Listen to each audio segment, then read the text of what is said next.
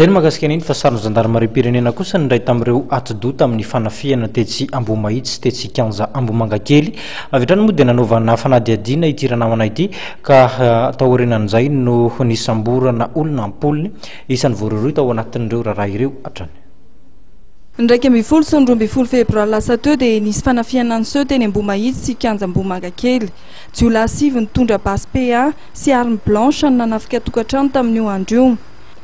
Nahazo antso ara-potoana ny zandarmaria Ambomangakely ka tratra ny jiolahy iray tamin'io. Rehefa natao ny fanadihadiana dia olona 13 voasambotra ary anisan'izany Bendodo izay fampitadiavana eto Antananarivo momba ny asa fanafiana. Ireo olona ireo dia voasambotra teny Ampefiloha sy Andavambamba ary mpamarotra halatra teny Itosy Apaska.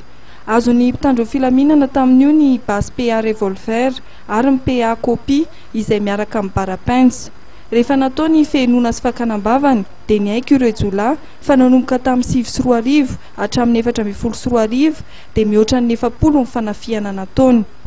Ny tsaromariana amin'ireo dia nisy zany ny teny alasora izay nahafaty zandarmaria teo Katanatombo fanafiana sonoa.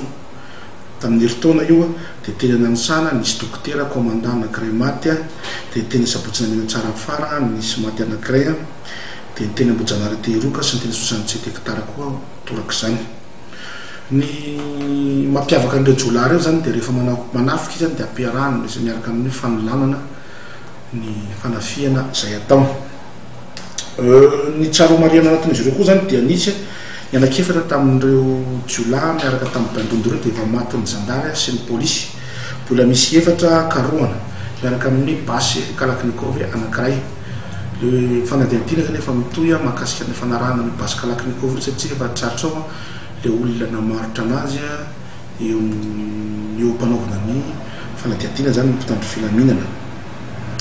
I Bendodo dia tsy voatondra ny fitanana satria nandritra ny maly alina rehefa nandritra ny fisamborana namany zany zay ho atao teny ny fary asakaro abaty teny amin'ny korteny bypass igny dia niezaka izy ny tsoka tsy maintsy voatery ny mpitandro filaminana mampiasa ny fitaovam-piadiana ampelana tanany dia voatifitra ary maty zany Bendodo tamin'ny fotoana eo.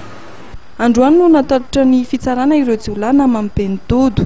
Eny eo anivon'ny zandarmerim-pirenena dia miantso hatrany ny fiara-miasa amponina amin'ny fanomezam-baovao manodidina ny filaminana ka hiantso ara-potoana ny zandarmarim-pirenena amin'ny laharana 119 raha misy toe-javatra mampiahiahy.